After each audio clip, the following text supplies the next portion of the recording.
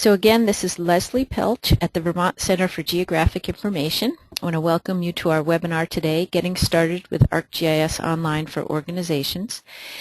As you can see, I'm going to do a very brief intro for just a couple minutes so to make sure everyone's on the same page in terms of how to use the interface. You should all have seen, at the very least, this little small set of icons with the orange arrow. If you click that orange arrow, it'll open up your panel. You, in particular, might be interested to make sure that you've got your audio set up right. If you're not hearing anything, make sure to open up the audio panel and make sure that setting is appropriate to what you're using, whether it's the mic and speakers or telephone. If you are using a telephone, go ahead and click on, and if you're having any issues, no, I'm not getting this to move to my next thing here. Go ahead and click on Audio Setup, and you should see the phone number that you need to call. I'm just going to back out of this again, sorry. It seems to get frozen if I leave it here too long. There you go.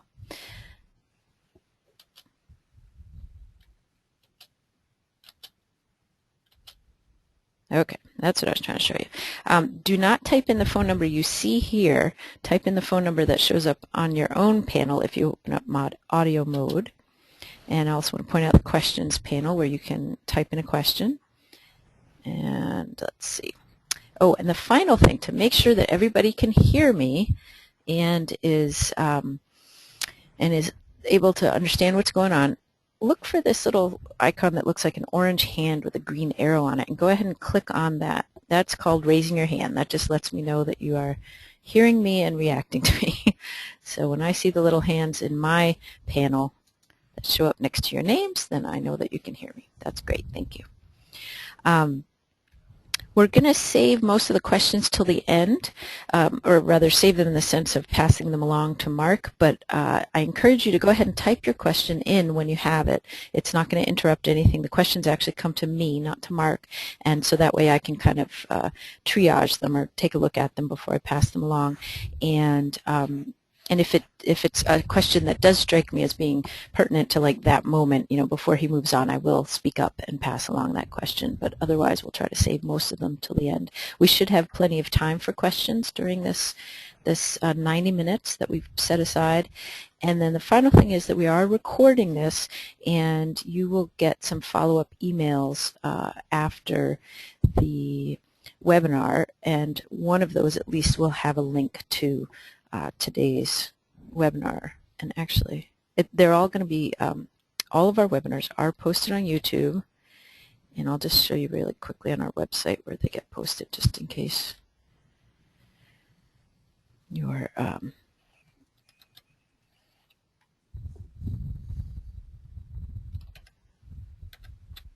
so here's VCGI's website.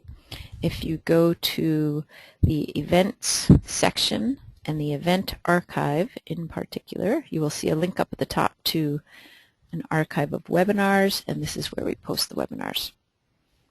Okay, and I think that at this point I'm ready to pass this over to Mark Scott from ESRI.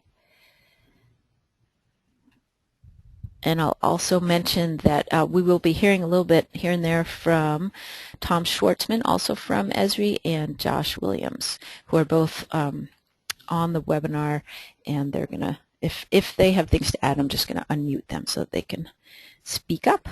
So again, if anyone has questions, make sure to send them through the question panel. Just type them in, they come to me. And I think that's it. So I think I'm going to pass things along to Mark. Are you all set, Mark? Yep. All right.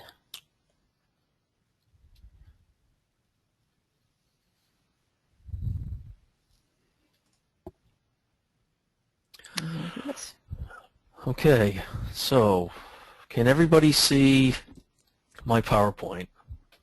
Yes. Leslie? Yes, yes, Okay, sorry, I can. awesome. Okay, yay. Just need to get the confirmation here. Yes.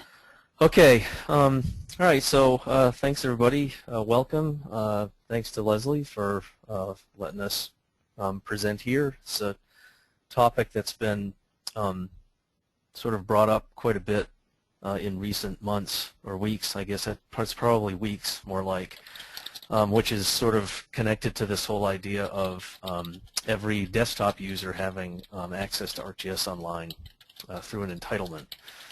So we were asked to sort of give a brief overview of the process of configuring the site once you get it. So this whole sort of idea of branding it, making it your own, and getting started, really more from the administration side than the actual creation of content side. So that's what we're going to be focusing on today, is the administration of setting up the site and then getting going with it. So I guess I'll just get started.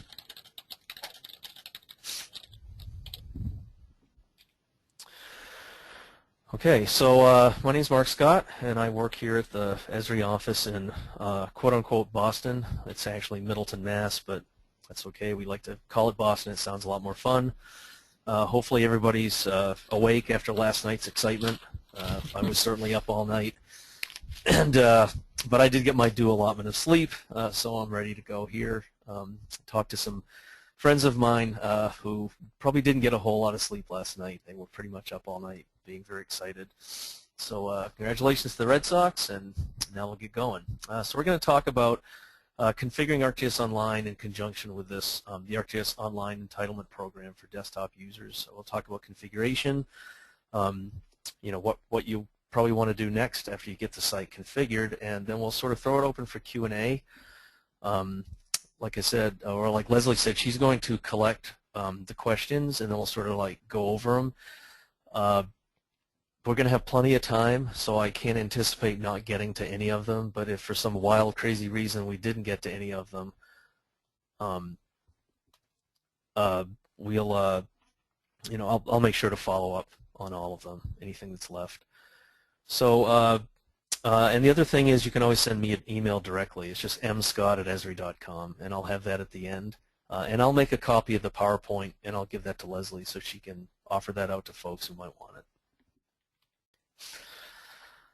So very briefly, and I do mean briefly, just on the off chance that we have a few people on the call that are unfamiliar with ArcGIS Online, that they haven't even heard of ArcGIS Online until someone told them that they have access to it, I thought I might throw a few slides in there just as an introduction. So ArcGIS Online is a really key part of our whole ArcGIS platform concept. So all the different pieces and parts. So you're probably familiar with ArcGIS for desktop, so that being like your ArcMap and ArcCatalog and Scene, Globe, and the tools that you use to create maps and content and do geospatial analysis, and then share that analysis with other ArcMap users. The server platform is part of that, so ArcGIS for Server being how you can publish information and maps and tools and whatnot, and have that in a fairly sophisticated geodatabase aware arena. And then ArcGIS Online. So ArcGIS Online is this whole idea of a geospatial content management system that exists up in the ArcGIS Online cloud. So this is up in the Esri infrastructure and the Esri cloud. I'm not going to talk about ArcGIS Portal today much at all, but just briefly, that is the whole idea of being able to take the ArcGIS Online infrastructure and put it on a machine at your facility. So sort of have it like on your own infrastructure and inside of your firewall. So that's just an option.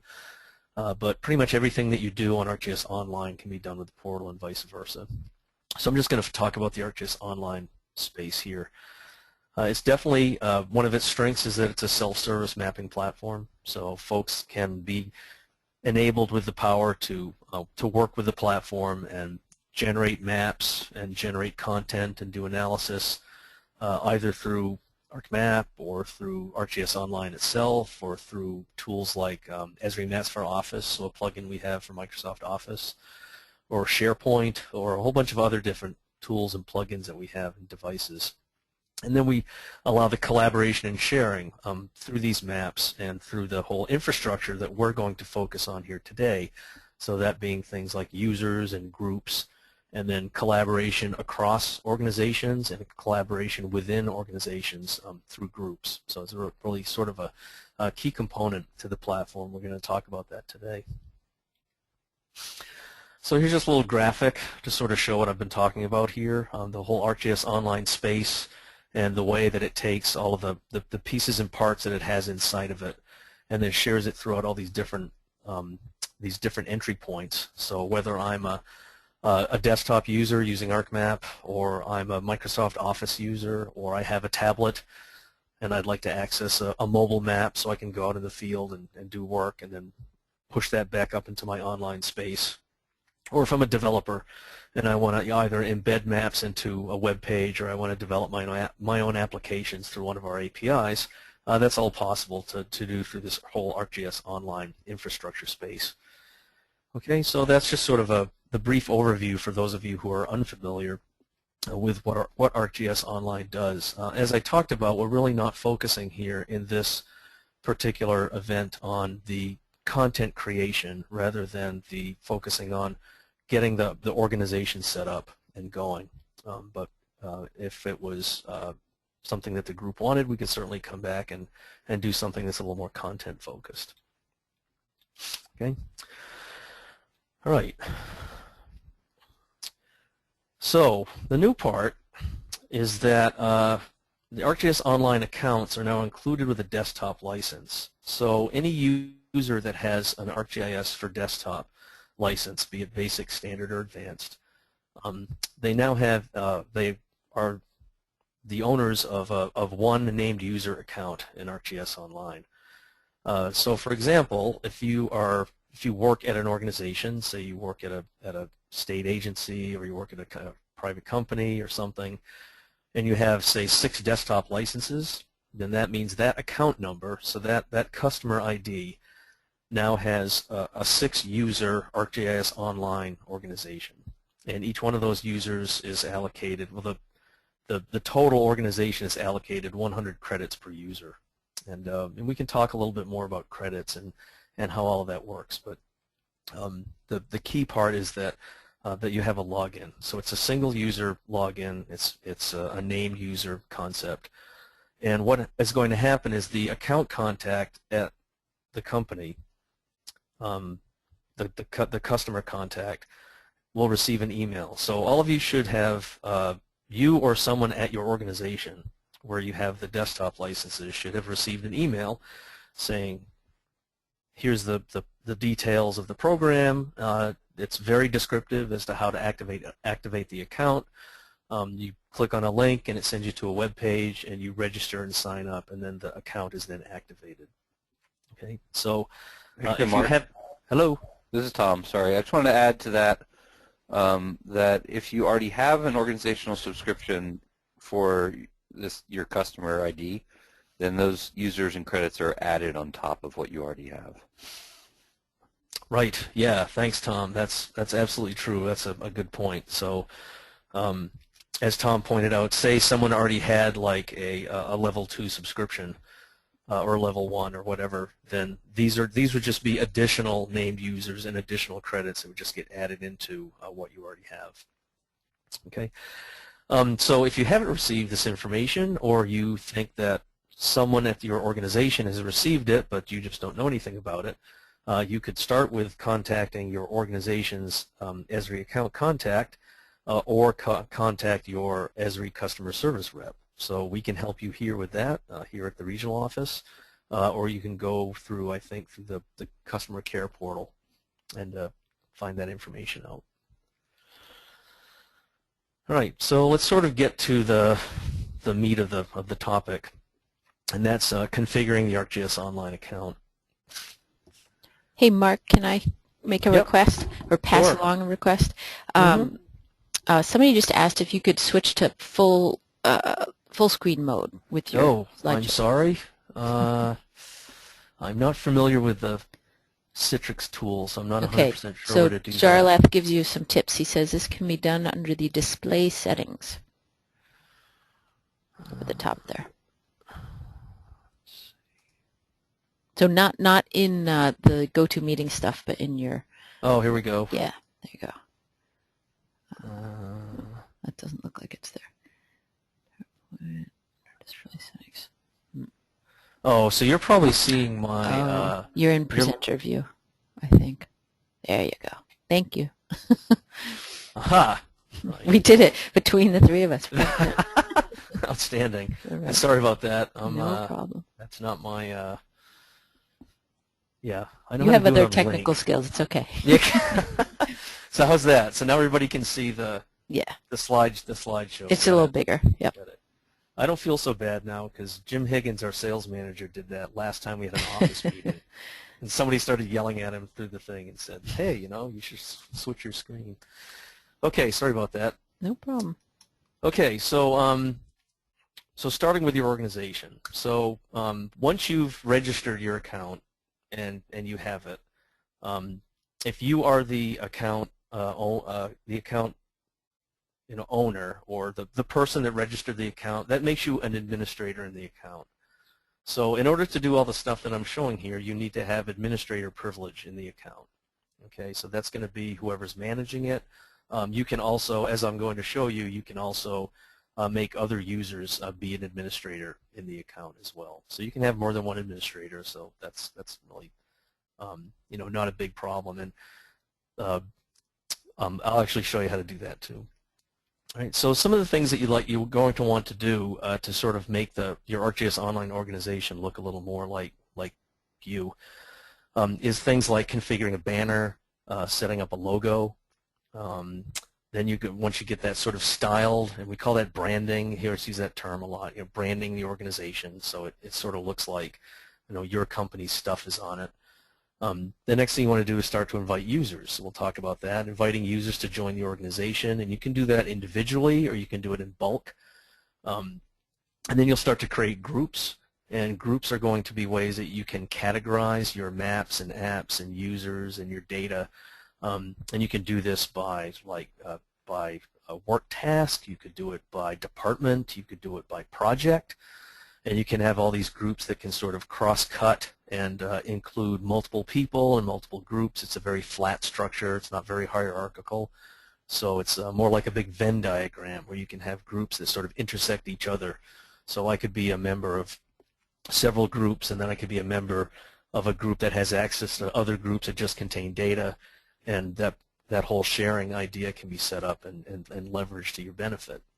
We can also set up groups for strictly organizational or private access, so you can create a group for say some project that you're working on or some department that you want to be sort of heading up, but you don't necessarily want other folks to see it. You don't want people to see it outside of ArcGIS Online, so you could make that organizational only, or you can make it completely private inside even your own organization. So you could create your own private group and then invite people to join it, and that could be for putting stuff together that's really not quite ready to be released to everyone, and then when it's ready, you can take it out of the private group and put it in an organizational or a public group. You can invite users from other organizations to join your groups. Now this is really important.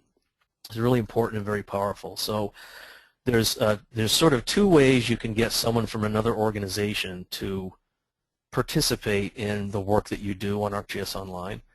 So one way would be for you to create an account for them and then invite them to join. So they would have, say, an account in their own organization, or if they didn't have one, that's okay. You could create one for them, and then they would basically be joining your organization.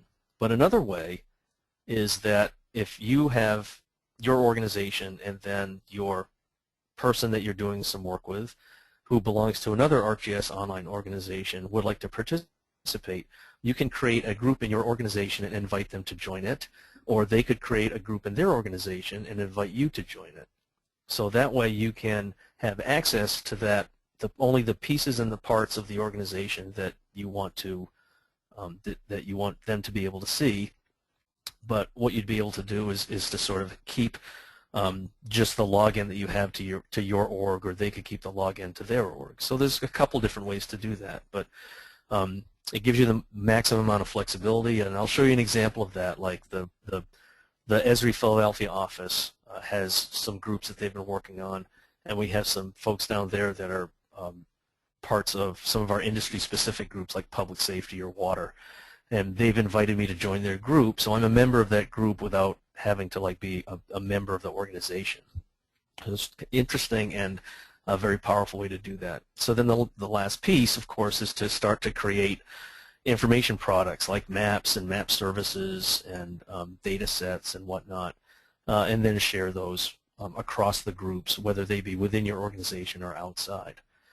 So that's all, all things that you can do, and we're going to show you how to do a lot of that.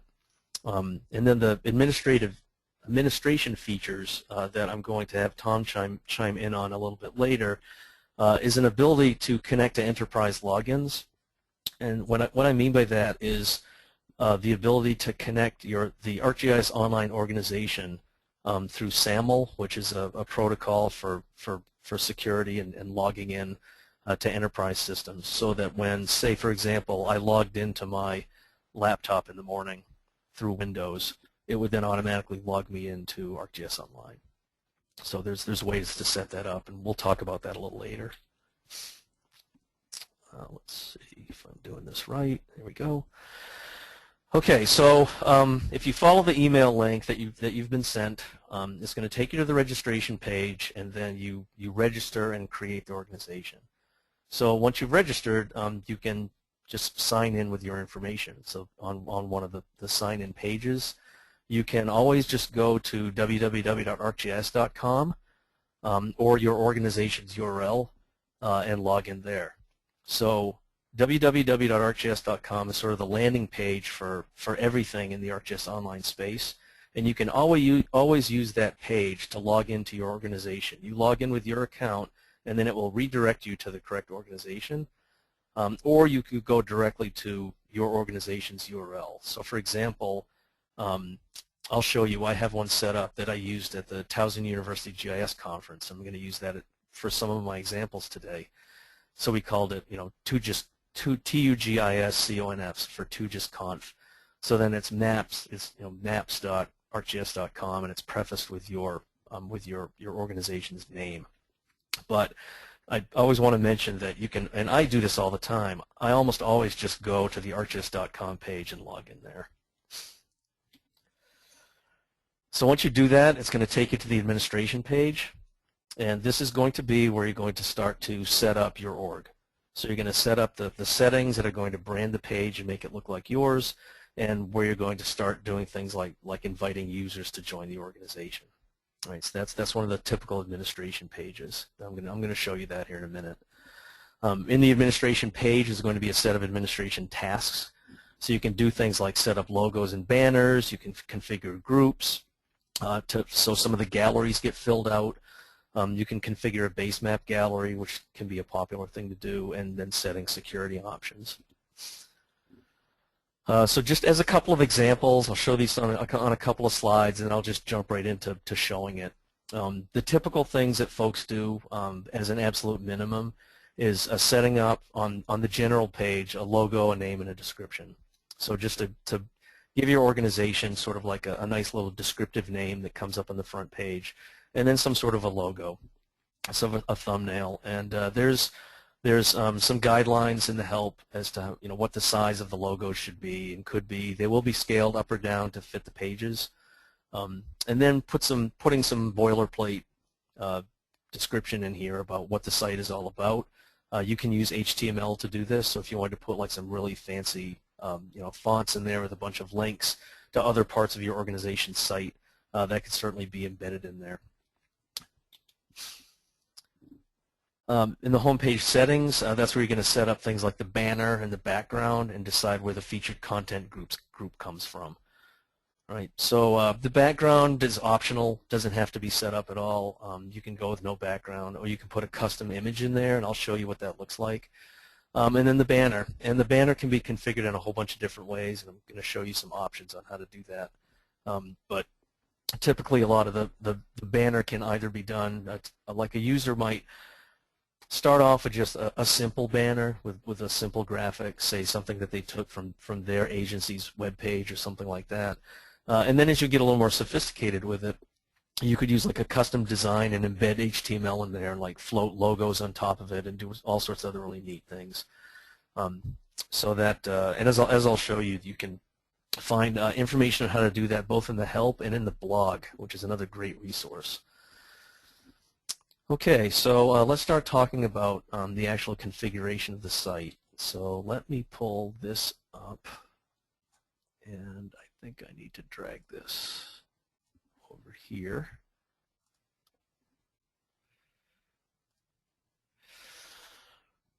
Okay, so Leslie, can you see the Your page? Hopefully. I can take Mark. Yep. Okay, cool. All right. Sorry, so, I was muted. So this is the. Oh, that's okay. So this is the VCGI page, and I'm just going to use this as an example of where I'm going to steal some logo and some graphics and some information. So over here is just the generic ArcGIS Online site.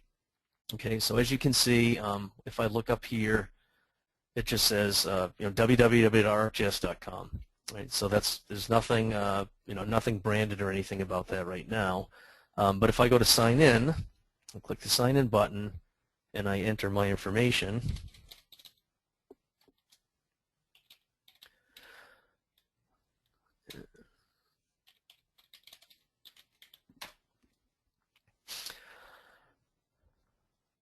So I log in, and a couple things are going to happen. So first of all, you're going to notice that I'm using, it's now routed me to my own organization. So like I said, this is a site that I had originally used for the Towson University GIS conference. So I named the site ToJustConf. And so if yours was called like, I don't know, My Vermont Agency, it would be myvermontagency.maps.arcgis.com. So if you wanted to like bookmark that, you could do that, and you can always just go in and log into it from there. But as I said before, you can always just bail out and go right to the arcgis.com site, because maybe you forgot what the URL was or something like that. It'll always redirect you. So the next thing you're going to notice is a user list, and I see the user list because I'm an administrator.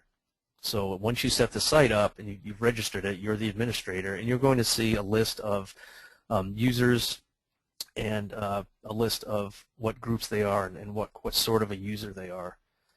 So you can see here I've got some users. So some of these folks are people that came to New York. So we ran an ArcGIS Online hands-on workshop at New York, and some of the folks that participated in it were interested in sort of playing around and experimenting with some other things. So I sort of left the organization open for them, and I invited them to join.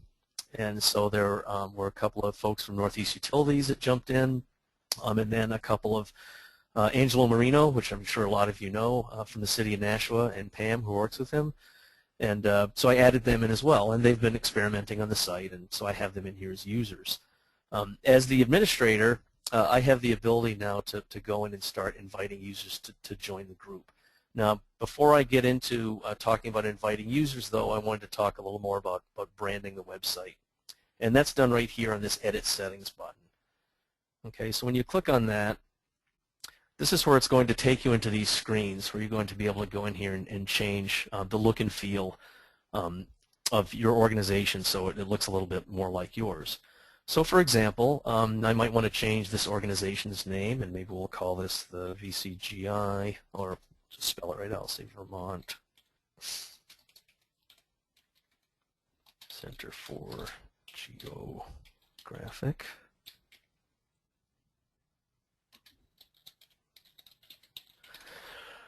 Okay, so I'll go ahead and change that, and then you click on the thumbnail, and if you wanted to, you could go in here and choose some sort of a logo. Okay, so I want to go in here and choose a logo. Let's see, I grabbed and saved some of these, so let's put this over here. And I swiped a logo, which I really didn't resize, so we'll see how that resizes that. Once you save everything, you'll see the logo pop up. Then there's this text area down here for the description. So this is where you put that in, so you might want to change that. So this is a setup for Fall New York. So I might want to say, welcome to the, say VCGI, ArcGIS Online site. It's created for the support of, we'll just delete some of this stuff out. Take this off. Say it was created for the support of the state of Vermont.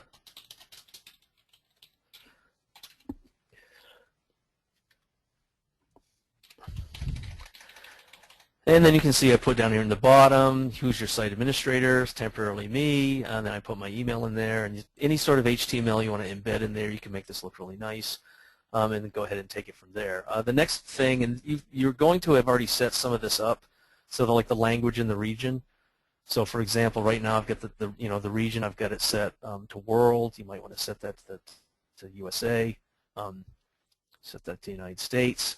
And that's going to determine what the default base map is. So when the default base map comes in, how's it going to look? Is it going to be zoomed in on your country or a different country? And you can always configure that. And then the language. So let's just go ahead and save that.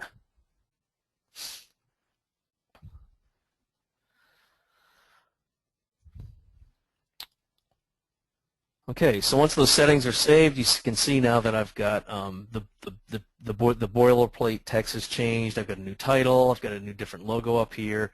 If I wanted to see all of that, I could just click on that. I should probably fix some of that spacing. But now I've gone ahead and made some of the changes to that. So the next thing you might want to do is change the home page. Okay, because the home page right now, if I click on home, you can see that this is the home page that I've got set up. All right, so I've got this Northeast ARC user group. I did this for the conference, but I've also got things in here that say, VCGI. So what I should probably do is go back to the My Organization link and maybe change some of the banners.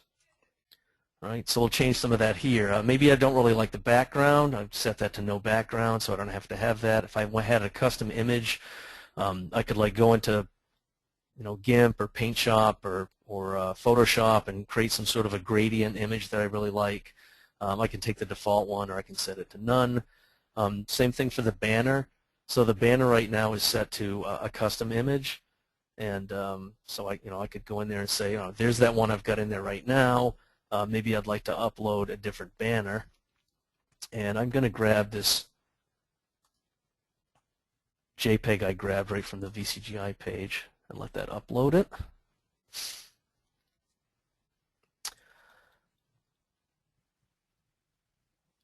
So that's going to be uploaded.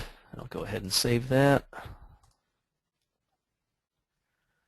Okay, so you can see I changed that. All right, so now I've got a new banner. I've got a different logo on there. It's showing me, welcome to the Vermont ArcGIS Online site. I took the background out, so now it's just white. I mean, I could set that to some sort of a custom color if I wanted to, or I could go back to the organization page and maybe set that back to the default. It's actually not a bad default background. I kind of like having some sort of a background in there rather than have just the white in the back. It's a little harsh. And you can experiment with that. Like we created a couple of them that were sort of gradient colors from like blue and then sort of that fuzzing down to the white at the bottom. So I was experimenting with some techniques using like Photoshop and whatnot to generate that. I'm definitely no Photoshop expert, but I've managed to figure out how to do that. So. Okay, so we've got like a little custom banner in there, so that looks pretty good. I'll go back to my organization.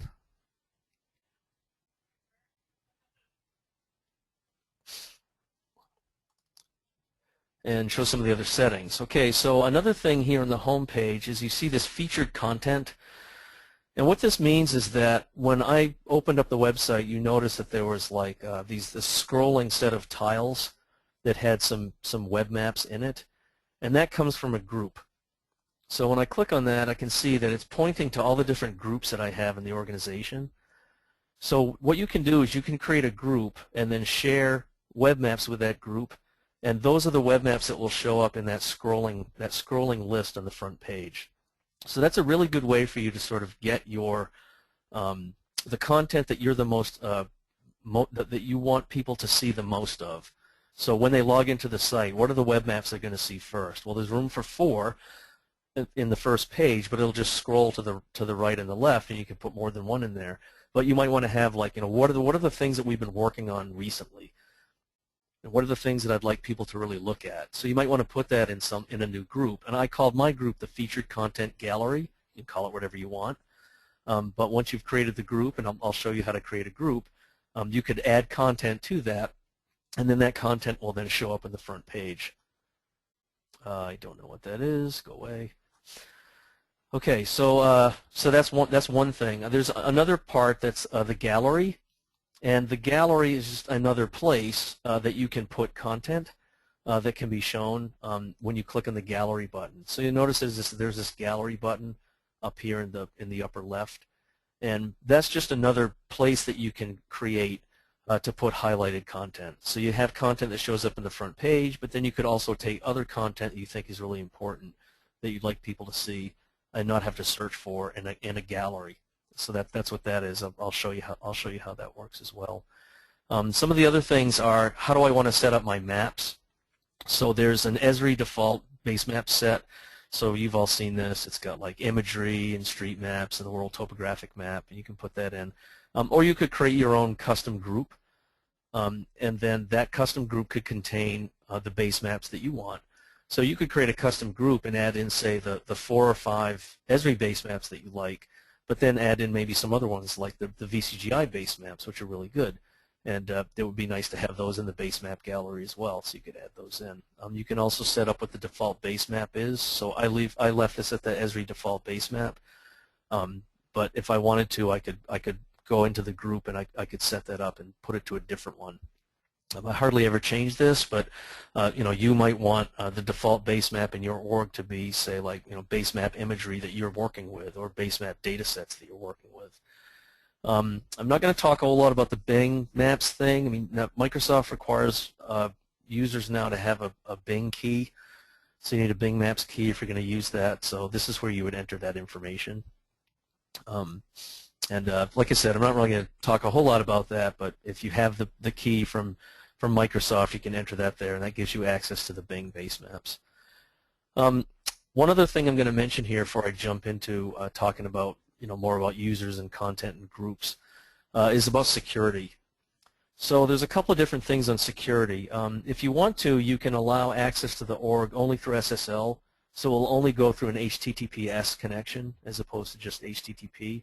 So this is an added level of security that you can have. The flip side to that is that you could allow completely and totally anonymous access. So this would allow anonymous users to come in that don't have an account in the organization at all and let them use virtually everything and anything in the site. It doesn't mean they can do administrative tasks, but it means that they have anonymous access to use and look at web maps and content in the organization. Okay, there's a couple other things down here that are kind of interesting to note. Under sharing and security, we talk about letting members share content outside the org and letting members search for content outside the org. So the default is that both of these are on, but we do have users that have a need for a higher level of security, and they want to either prevent their ArcGIS Online organizational members from sharing their content to others outside the organization. So it's just like a global, I'm going to turn that off. And then the same thing for searching. I guess I can envision a few instances where you wouldn't want to let people search outside the organization. I'm having a hard time coming up with one, but because just being able to search for content outside the org is a great way for you to enhance your web maps. But if you wanted to restrict that, you certainly can. This is one comment on that, Mark. On the sharing, members can share outside the org. If you turn that off, then nobody will be able to share outside the org except for administrators. Administrators always have the ability to choose to share outside the org, which means also that they can share some content that someone else has published outside the org on behalf of that user. So what I mean to say by that is you may not want people publishing outside the org. You as the administrator maybe want to be the gatekeeper of that. So you can turn it off, and someone might come to you and say, I'd really like to publish this to the public, and you as administrator can go into their content and make it publicly available, but they won't be able to do it. Yeah, thanks, Tom. That's actually, that's a really good point. So that there's all sorts of little caveats in there, and if you were an administrator, you'd have a lot more leeway on what you can and can't do. So the last thing here is this whole idea of an enterprise login, and I think I'm going to ask Tom to sort of just describe what that is, because he's got a little bit of experience setting that up. Sure. The idea here is that instead of you as an administrator having to manage these user accounts, so I want Bob and Mary and Jane to have accounts. I know we haven't gotten into it too much, but I would then go and invite them. I'd have to maybe make up a username for them or let them make their own username up, etc. Instead of me having to administer that here within the ArcGIS Online organization site, I can ask ArcGIS Online to use some sort of enterprise identity management system to allow people to log in, to authenticate themselves.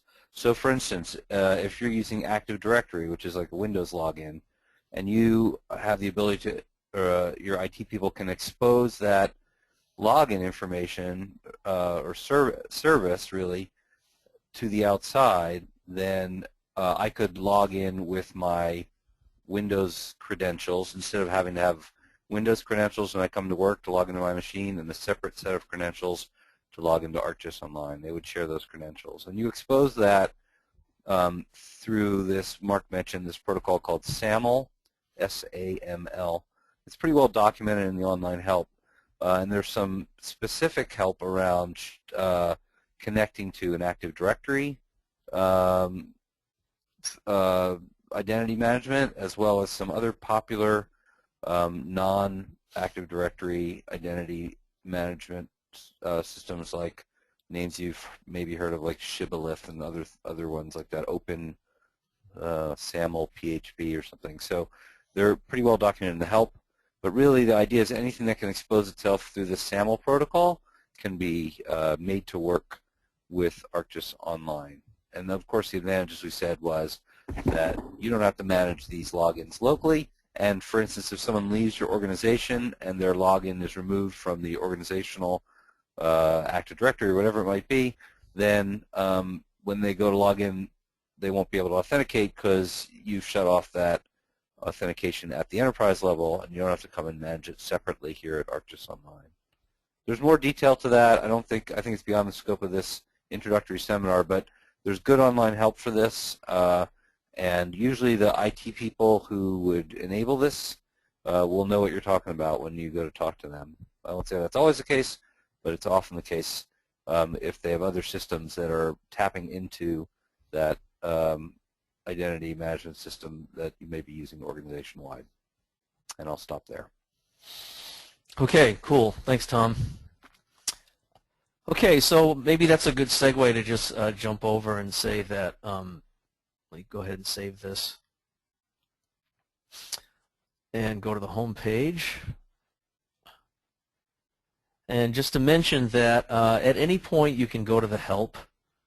Okay, so the help system is pretty robust, and the ArcGIS.com Resource Center has links to all the help, and all these topics that I'm talking about here, like configuring the website, and setting up banners and configuring the gallery and the home page. This is all outlined here in the help system, and there's some really good topics in here. I think it's really very well done. And it can, this is sort of how I get started, just with experimenting with when we first started with ArcGIS Online, just learning how to set up some of this stuff. For example, like it comes in here and it tells me if you have a home page banner, it should be 960 pixels wide. If not, it will be scaled. And depending on how you set the height up, if you set it to be, say, 180 pixels high, it's going to put it in a certain area in the page. But if you were to make it a lot bigger, you could sort of put like this, these effects on it that you can experiment with HTML. So we give you a whole bunch of examples on how to use HTML and cascading style sheets to sort of set up these different sort of banners and to make them come out in different ways. So I would encourage you to take a look at that for a lot more information. And the other thing is you can find most of this just by searching the Resource Center. So for example, I went into the Resource Center and I just did a search for banner. Okay, and you click on this, and it's going to take me to blogs.esri.com, where a whole bunch of internal and external, so internal Esri folks and other folks, have posted topics up on configuring and setting up and working with ArcGIS Online. So here's a whole post that that Bernie put in 2012. So this was kind of an older one on creating a great homepage for your organization. So he talks a lot about the things that I've been talking about, but in addition, he has like some really interesting little tips in here about how to take the banner and like stretch it out and make it a little bigger, how to get a floating logo on top of it, how to make it so that the tiles sort of float on top of the logo screens, and that sort of thing.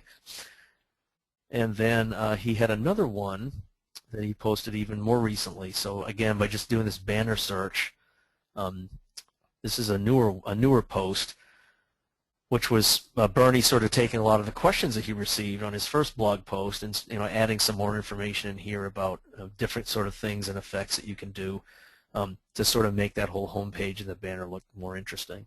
So I would encourage checking out this blog. I think it's a great resource to go to just to find out more information about configuring and working with ArcGIS Online, and you'll see some pretty neat things that have been posted by some of the product experts. Okay, so having said that, you can see now, remember how I mentioned that featured content gallery and how it points to that information. So this is probably a good segue to talk a little bit about groups. So when I click on the groups button, it shows me all the groups that I have in my organization. And this is sort of one of the things that you're going to want to start setting up fairly early on. Okay, so I've only set up 5 groups in this org, so it's fairly straightforward. It's not really doing a lot of complex like cross-cutting groups or anything like that. I'm going to show you another one that is. But say, for example, here's that group called Featured Content Gallery. And this group contains all of the web maps that I wanted to have in that group that's going to be in that scrolling area along the front. So since I was using this for some of the hands-on workshop at NEARC, we had the 3 exercises and we put those in there. We also wanted to put some information about local government galleries. I kept around some of the towns and university ones. And then I added another web map in here, just a reference to weather, just to have that in there. So whenever you have a piece of content, and like I said, we're not going to talk a lot here about content. We're talking more about creating the organization. But when you have a piece of content, you have this idea of sharing it. So if you have when you create your web map or your web service or your data set, and you click the share button, and you decide in here how you want to share it. So for example, if I were to share something in the featured content gallery, when I open up the web map, since I've pointed it to that, and when I set up the organization, that's going to be part of that scrolling list. Right. So for example, if I were to go, let's go back to my content, and say I just wanted to add something in the front. So I wanted to add like the ArcGIS Online workshop data. Okay, so this is the data, the class information that I had, and I wanted to put that on the front page so people could see it. You can say, all right, I'll go ahead and put that in the featured content gallery. And now when I go back to the home page, now it reloads the featured content gallery and it adds that to it. So now the ArcGIS workshop data is now set into that gallery, and I can see that there in the front page. So now I've got my 3 exercises as well as the workshop data, but all the other stuff I had in there is just pushed off to the next page. All right. Someone asked me in a seminar a couple weeks ago if there's any limit to the number of items that can be in the featured content gallery, and my response was I don't know, and I actually haven't found that out yet. So it would be kind of unruly if you had, say, like 100 pieces of content in here. So that really wouldn't make any sense. Someone might be more suited to just creating a group, a different group to hold that, or just being able to search for it. Hey, Mark, I thought that the featured content gallery, this particular little sliding gallery, only displays 3 pages worth of stuff. Is it 3? Okay. I believe it's 3, and then you can just choose how they're sorted. So I think the sort order defines what you see. So if it's by date or by last up to whatever, so there are a couple options there. Yeah. Yep. Yeah, they're up. It's either alphabetical or by date, I think. You know, the date the content was added.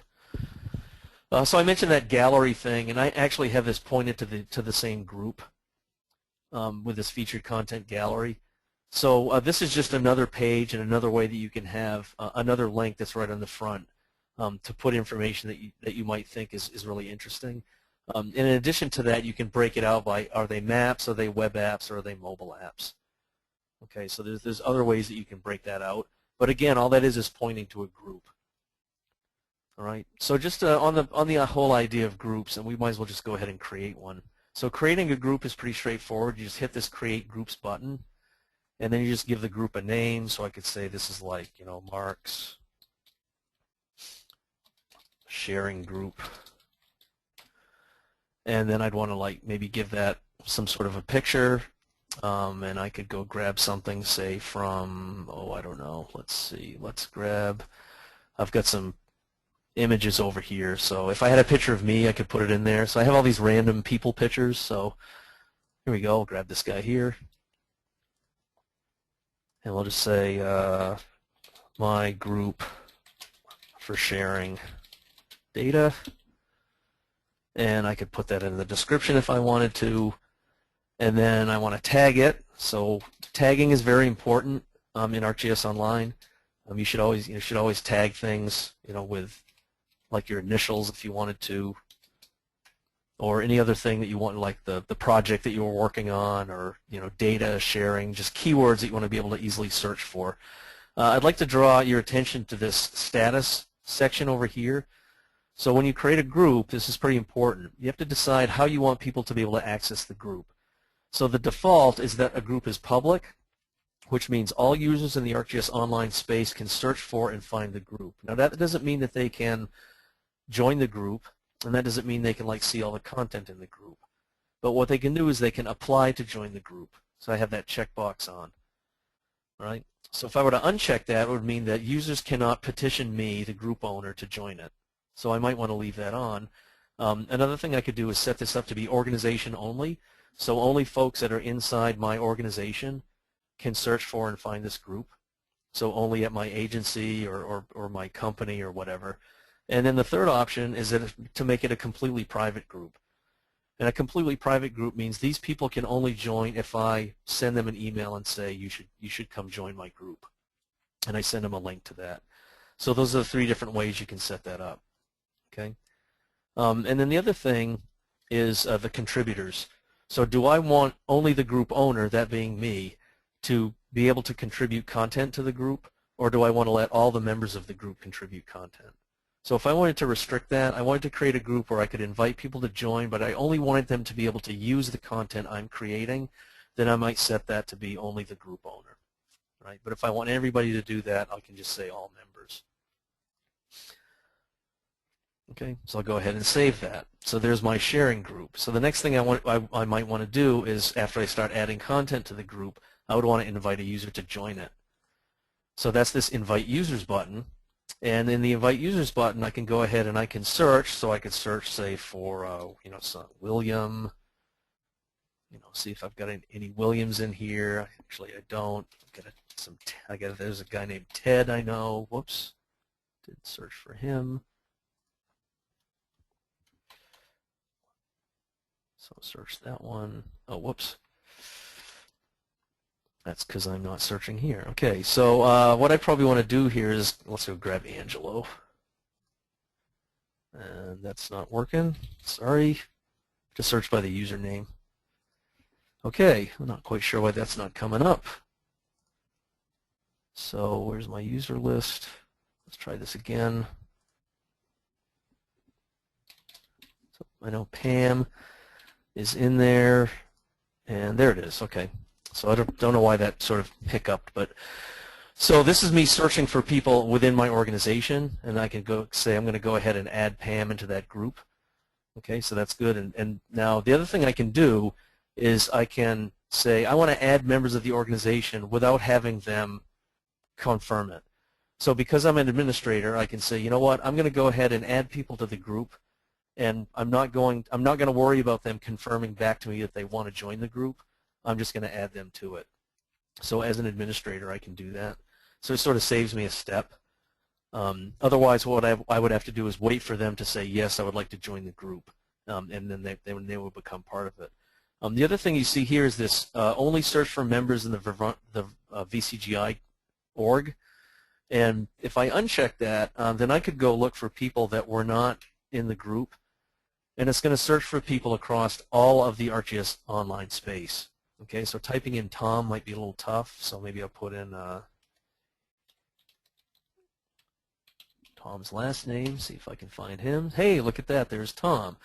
All right, so Tom's got a bunch of logins here. I'm just going to grab one of them and say, I'm going to ask Tom to join. Now, Tom isn't a member of my organization, but that's okay. I'm going to invite him to join, and now being a member of this other organization, he can now contribute content into this sharing group, and this is a way we can collaborate across our organizations. Right? So this is a pretty powerful thing to be able to do. And I say go ahead and send those. So those get sent out, and then I can wait for people to either respond and say, hey, I want to join your group, I want to join the organizational structure, and I'll just take it from there. All right, so that's about this whole thing about inviting people to join the groups across the different organizations. So before I go too far on that and start talking about users, let's talk a little bit about inviting users. Okay, now I just showed you creating a group and inviting users to join the group that are members of your organization or members of other organizations. Now I'm talking about inviting users to join your organization. So what you're doing is is inviting a user to join through the login. Okay, so inviting users one at a time, or you can do it in batch. Now a lot of this is going to have more applicability to, say, a user that has a subscription account. Okay, so like say they bought a level 2 subscription or a level 1, meaning that they're allotted 5 or 50 user accounts, and now they're going to start inviting people. Okay, or in your case, you've got 12 people that have desktop licenses in the organization, but you're the administrator, and you're going to decide which 12 people you want to actually invite in to join the org. So you need to be able to start sending them emails to say, hey, I want you to join the organization. And there's a couple of ways that you can do this. You can certainly do it one at a time, and you have a couple of decisions you have to make. So for example, I can say I want to invite users one at a time. So in other words, I'm going to enter all their information, but I can say I'm going to decide what their login is going to be, and then I'm going to send that to them. Or I can invite users and let them decide if they want to join using their existing Esri Global account or by creating a new ArcGIS Online login.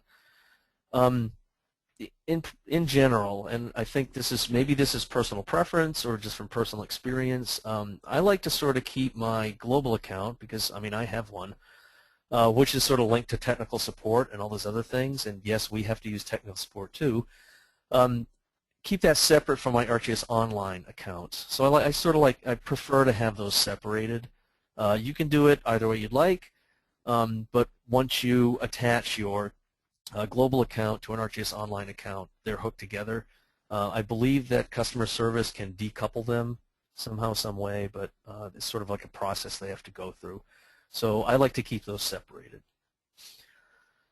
So inviting users one at a time is pretty straightforward. There's a dialogue, and you just fill it out. You say, okay, I know that's Tom's email, so I'm going to go ahead and put that in. I'm going to put his first name, his last name. I'm going to create a username for him. I'll decide if I want to make him a user or a publisher. I cannot invite him as an administrator. What I can do is I can invite Tom to join, but after the fact, after he has joined, I can then decide if I want to promote him to administrator or not. So it requires another step. Okay, and then I just put some text in there to say, hey, Mark is inviting you to join this online org. Why don't you come on and join it? Another thing that I can do is I can assign usernames, roles, and emails in a text file. All right, so here's a comma separated variable file that I just created in Excel. And all it has to do is have the first row in the Excel table have first name, last name, email, role, and username. So I can set that all up. So you can see that I've set up that username. One thing I will mention is that the username has to be unique across all of ArcGIS Online. And if they find, for example, another Ashley Brady, Ashley_Brady, then it would attach like a 0 or a 1 or a 2 or however many numbers it needs to make that username unique. So the username has to be unique, but the first name, last name doesn't have to be. So as you saw, I think, if I go back here to my user list, so like when Angelo signed up, he signed in up with a student ID that I gave him of NEARC 108. But while he's been playing around with the org, we gave him like a real name. So we set it to be his name as opposed to the username that he has. He still keeps the username, but whenever he goes in and like looks for himself, he can see his name in there. And then you can see Pam. She got her standardized username came in as her last name _ the org name, and then I shortened it a little bit. Okay, so we have all sorts of control over that. Really just the only thing that matters is that the username is unique, right? So if you use a file, that can be a great way for you to add like a whole bunch of users all at once rather than having to do these one at a time. So if I were to go in here and invite a user, I can go in and say, okay, I'm gonna pre-establish the login, and then I'm gonna put in, like, maybe I'll put in Tom.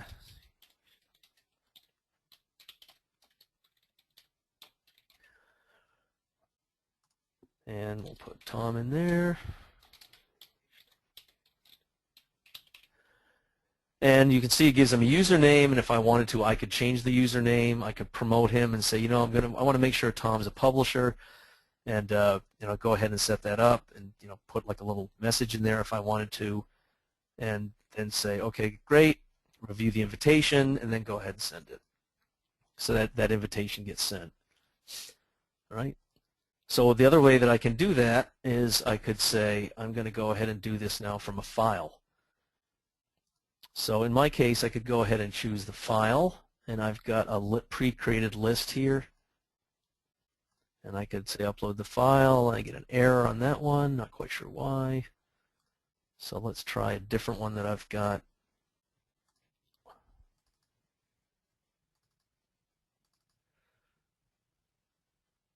Let's see, not quite sure why those didn't work. Invitations. Try that one. No, that one's not working either. All right, not quite sure why that's not working, but yeah. Anyway, what it would do is it would load all those up and put it into a screen, and then I'd be able to review them. So that's you know, that's just a pretty straightforward way for me to do that. It makes it pretty easy, and there you have it. I'm not quite sure why that's not going. I must have an error in the way I have the file configured, but at any rate, all it does is load that up, and then I can review all of those and let it go from there.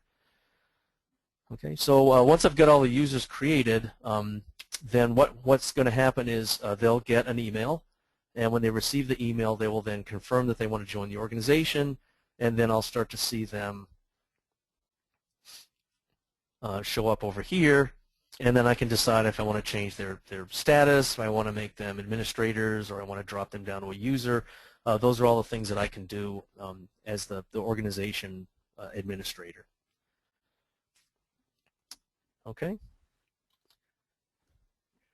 Okay, so that's pretty much covers inviting users. I talked some about groups already. Some of the important things I want to talk about that is when you create the group, you know, put some thought into it. Put some thought into creating the groups and styling it with a logo that sort of reflects your company as well. So like maybe there's like a standard graphic style that you have for your departments and your organizations, and you sort of want those graphic styles to reflect the same sort of a style that your company has. So for example, in this example here that I'm showing on the screen, I'm sort of using the same sort of font and the graphics, and I'm sticking to like a sort of a pastel background. and just trying to make these look like logos that don't look jarringly different, say, from like one group to another, from one department to another.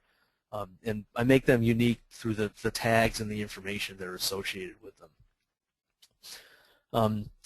As I pointed out in the demonstration, I sort of already did this already, you can invite other ArcGIS Online users to join the group in an org, and you can add them in or let them follow up. And this whole idea of being able to do this is really, I think, a powerful way to do cross-collaboration across organizations. It's really the most effective way to do it, rather than you having to, so here's an example. Say you've got 6 entitlements, so you get 6 users in your organization that you can use, and you're working on a project with me, and so rather than saying, okay, Mark, we know Mark at Esri is going to help us out with this, instead of having to create an account for me and use up one of your accounts, it's better to create a group and then invite my Esri account to join the group. So you're not chewing up one of your named entitlement accounts. All you're doing is inviting me to join a group that you created. So it's a lot more efficient that way, and it saves you users. Okay. So I sort of already went through that that whole thing about working with groups, but I think what I'm going to do here is log out of this org and show you a more filled out one. Okay, so here's an example where if I were to try to log in from this screen to that organization, it's going to give me an error because it's going to say, hey, you're not a member of this organization because I'm set up to go, remember, to this QGISConf thing. All right, and if I were to log into my My City Maps and Apps, it's not going to go to that. So there's a couple ways that I could do that. I could go right to the ArcGIS Online page here and sign in from here, and it would take me there. Or I could bookmark my org's URL, and in this case it's this rcityb.maps.arcgis.com, so the B is for Boston, so every one of the regional offices has one of these, and I can sign in here. All right, but the sort of the bailout, if you ever just forget, is to just go to arcgis.com and sign in here. Because now if I sign in with my account,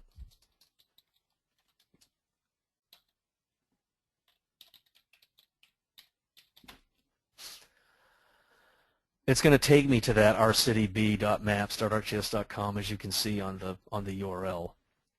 Okay, so this one's set up slightly different. You can see I've done like some little toys with the graphics by fuzzing out the banner, so it sort of like fuzzes out as I get down towards the bottom of the screen. I've got a fairly populated banner up, gallery here that I'm working with. I've got a whole different gallery when I hit the gallery button. I've already fleshed that one out. And the whole organizational structure in this case has a whole bunch of people in it. This has like, I think it's like 75 or 76 users. So this all filled out and then put together. And then the thing I mentioned about the groups is you can sort of see how I've used the same style in all the group logos. And it's just a sort of a way for me to make it look a little nicer, a little better. I probably could have done a better job. Like I don't have the full black border around all of those, like the city council and the city manager group. But maybe I want to do that to sort of make them stand out. So these are just little things that you might want to do when you think about setting up your groups in your organization. And I'm going to log out of this one and log into one more organization.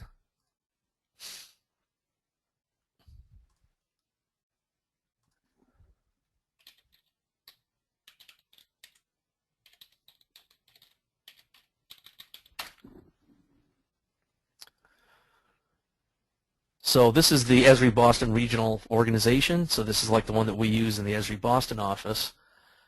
And I go pull that up, and like here's some web maps, and some of these have been recently loaded up, like this Digital Globe First Look service. We've been using that in the seminar series that we just ran. But the thing I want to click on over here is the groups. And so you can see here I've got, here's a group that Mike Olkin set up for the town of Amherst.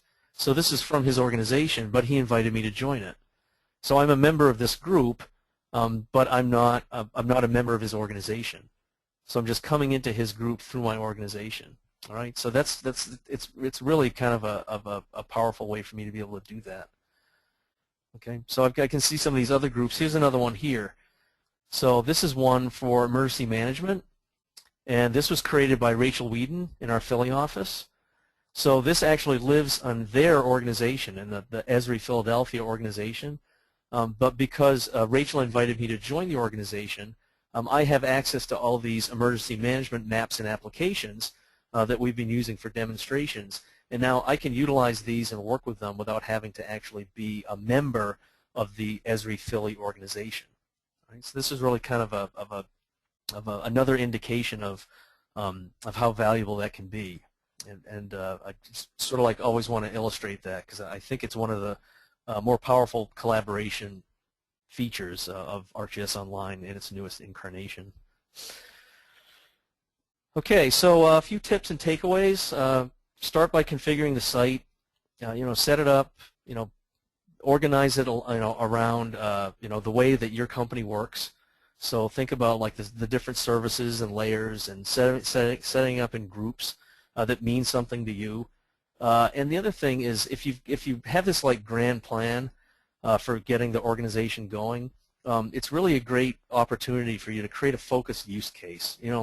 Talk to if you're like in a town, talk to say the fire department or the natural resources department, or if you work at a company, talk to some of the folks at the company and say, hey, let's take this project we're working on and let's experiment with ArcGIS Online and like see all the different things that we can do with it. And then once we sort of roll that out and get through all the bugs, that sort of gives us a way to go forward to implement it for lots of other projects in other departments of the company.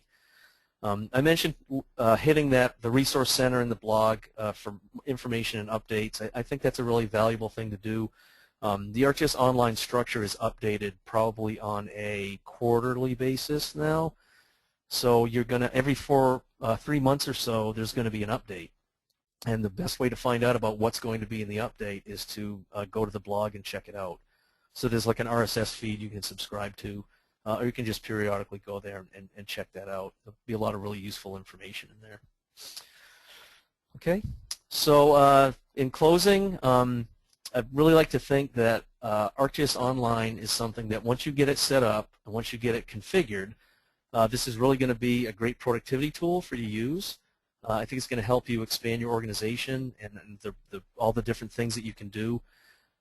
As time goes by, you're going to start to grow all the different information pieces and parts that you've got in here, information products. So not just maps and apps, but sets of data and base maps, and you can really start to build this up. Developing a community of users within your organization and also outside of your organization. So this whole idea of inviting users to join your org to join and participate in your organization that actually are outside of your organization. It's going to be a great way for you to develop this user community and this cross collaboration idea where different departments and different users of different companies now can be like sharing and creating data that they can all use to their benefit. And the last thing I'm going to plug in here is everybody's concerned about credits. And for every account, there's 100 credits associated with it. You could argue that you might want to monitor credit usage, but really the only things that chew up credits a lot are doing analysis and geo-enrichment, which we haven't even really talked about because we didn't talk about content much. But just creating web maps and standing up services is really not going to just pound on credits. In fact, most of the credit manipulation is going to be from analysis services and data services. And when you get right down to it, credits are 10 cents a piece. Hey, Mark, I'll just add, I would say this is Tom, there are a couple sort of key things that consume credits. One is, and again, this is not about administering or setting up the org, but about the content of the org. One is creating a map service that's tiled. So if you say, I want to cache or build a map tiles for the whole state of Vermont down to the most zoomed in level, that's a lot of tiles and a lot of work and can consume some credits. Geocoding massive quantities of addresses, like tens of thousands, can use up credits more than some of the other things Mark talked about. And then, as Mark said, analysis and geo-enrichment. Right, and if you ever want to find out like what's going on with your credit usage, if you go to your organization's administration page, there's a subscription status, so it like can tell you like how many credits you have remaining, and you can like view the status and see what's going on with credit usage. And it's going to show you like how credits have been being used lately, and then it'll come up and display that up here in the screen. Okay, so it's sort of trying to generate that now. Okay, so like in the most recent testing and stuff that we're doing, I turned Angelo loose on the organization, and he went wild with doing all of this geo-enrichment and geocoding. And so as Tom said, if you were to like take out the geocoding and then the geo-enrichment, which is like adding census data into layers, the rest of it constitutes 0.3% of the total consumption. There just really isn't a whole lot in there.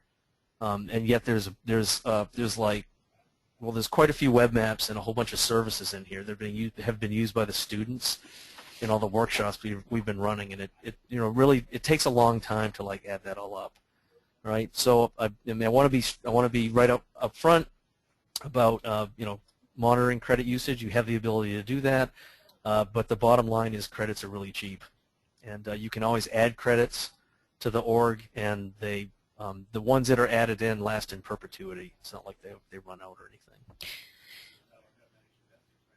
So I'm going to end this now. This is a picture of Jeff Barrett from our Olympia, Washington office, and Jeff is a Rhode Island native, and he sent me this picture this morning saying this is how he came into work this morning. So he's got his fake beard, he's got his Red Sox outfit and his glove, and he's also pretty happy about the Sox winning. So thanks everybody for attending, and I'm also going to now throw it open for Leslie to, if she has questions that she wants to feed to us, I'd be more than happy to take them. So I think I might not ask these in order just because you ended talking about, well, sort of talking about the account, and this was a question I was going to ask anyway. Teresa asks, if you have an existing free account, does your content transfer over to an organizational paid account when you obtain one? And basically that whole question of what happens to your account and any content associated with your free account that you had previously, what happens to that if you transfer it over to the organizational account? Right. Okay, so, and correct me if I'm wrong, Tom, but if you have content that's in a personal account, we have a tool that you can use to move like web maps over from like a personal account over to an organizational account. And I can't remember what this thing is called. There's a reference to it in the blog somewhere. It's like I think the first thing is to say when you go to when you join an account, if someone does not create a user account for you, but says you're allowed to create your own username, you're given the option of logging in with an existing free personal account. But what happens then is that free personal account becomes part of the organization, and all the content that you have under that free account now is part of the organizational account, and it becomes a bit of a hassle to decouple it if you ever want to decouple it. So often we suggest people, if they have a free personal account that they use to put their kids' soccer games up or whatever it might be, that they leave that separate and they create another account for work use. But if it makes sense for you to bring them together, that's sort of a one and done kind of thing. It brings all that content that's under your personal account into the org, and then you can choose to share it with groups and all that thing that Mark was doing. So that's what happens. But if you ever leave the org, it becomes sort of a difficult effort to get that stuff back out. Okay. Let's see. Hey Leslie, this is Josh. Yes. Before you move on, I'll add that the tool that Mark was referring to is called the AGO, or ArcGIS Online Assistant. You can find the code for it on GitHub, and it's also listed as a reference in the ArcGIS Online if you search for it. So AGO Assistant. Great. That's the tool you use to copy items between ArcGIS.com accounts and then across or back and forth between organizations. Okay. But I'll add to that, Josh, that tool lets you move web maps, but not hosted content. So if you upload a shape file or something like that, you can't move that. But if you create a web map that's like a mashup of a bunch of map services, that you can move around. Right, and the other thing I'd throw in there too is that a personal account, you can't create hosted services anyway. So yeah, right. You used to be able to do some, but yeah, that went away. right. And there's another question about how the accounts and licenses and user accounts works. For organizations that obtain their ArcMap license free of charge through another agency, will they be entitled to any of the user accounts? For example, a regional transportation agency that obtains ArcMap licenses through a state DOT. Is that pretty much up to the state DOT who they assign? That sounds like a question that maybe I can answer. So what I would say is that the licenses, or the customer number that owns the licenses those organizations are using is the organization that gets the ArcGIS Online account. So could they give access as a named user to that ArcGIS Online subscription to all those users? Yes, they could. It would not mean, though, that let's say a regional agency who's using a state license of ArcInfo or something would get access to their own personal ArcGIS Online organization subscription. Right. So to be one big central one, and they could be a member of it and share data and share content that way. Right. There's obviously no need for, there's no interaction between the license itself and your access to ArcGIS Online. It's just how the administrator chooses to create user accounts and offer them to people, right? Like, it doesn't matter that you're located in a different place where you're not accessing the license. Oh yeah, it's all not separate. physically tied. And then there's another question that goes back to setting up the look and feel on the home page. Can you have, Melinda asks, can you have maps in your featured content gallery that are not your own maps? In other words, can you grab maps from outside groups and display them in your featured content? Yeah, sure. Yeah, if you search and find a map, you could include the reference if it's publicly shared. Yeah, you could save that reference into your ArcGIS Online space, and then use that. Put it in the group that is that featured gallery. Yeah. Okay. Yep. Absolutely. Okay. Okay, so that's it for questions. If anybody else has questions, they should go ahead and send them now. It looks like you may have answered everyone's questions. Actually, the one other thing I wanted to ask while people are thinking is, although you did make reference to the credits at the end, do you have any kind, or can you point us towards a page that does kind of an overview of the credit thing? Like, I know that in general, I understand that analysis, data services, tiled map services, geocoding are the things that are going to use a lot of credits. But why do credits matter if, say, I'm not going to do any of those things, just as a starting point? How do the credits get added up if I'm just doing stuff that isn't using a huge amount of them, but how am I using them up? Yeah, there's a tool that you can find on the website called the credit calculator. Okay. And I think, Josh, is that linked right off? Yeah, go to esri.com/ArcGIS Online. That'll take you to the main product page.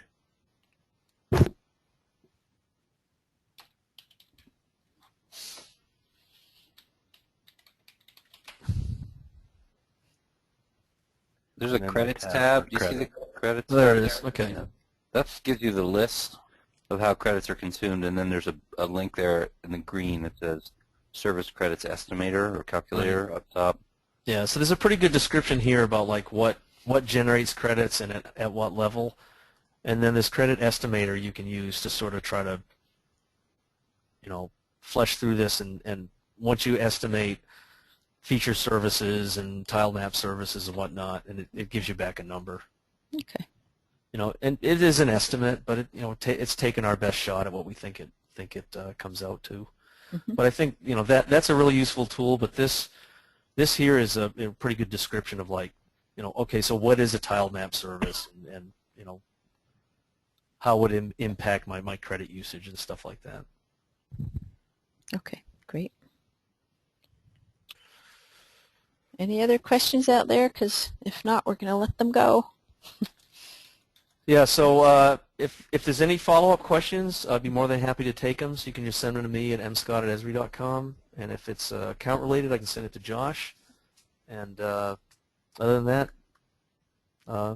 that's it. Thanks. Okay. Thank you, all of you guys. And just for those who are left on the call, I just want to remind everyone this has been recorded and it'll get posted at our website. Also, you will receive a feedback survey link when you sign out. So thank you, everybody. Thank you, Mark and Tom and Josh. Have a great day. Okay, Thank see you you, guys, everybody. you too.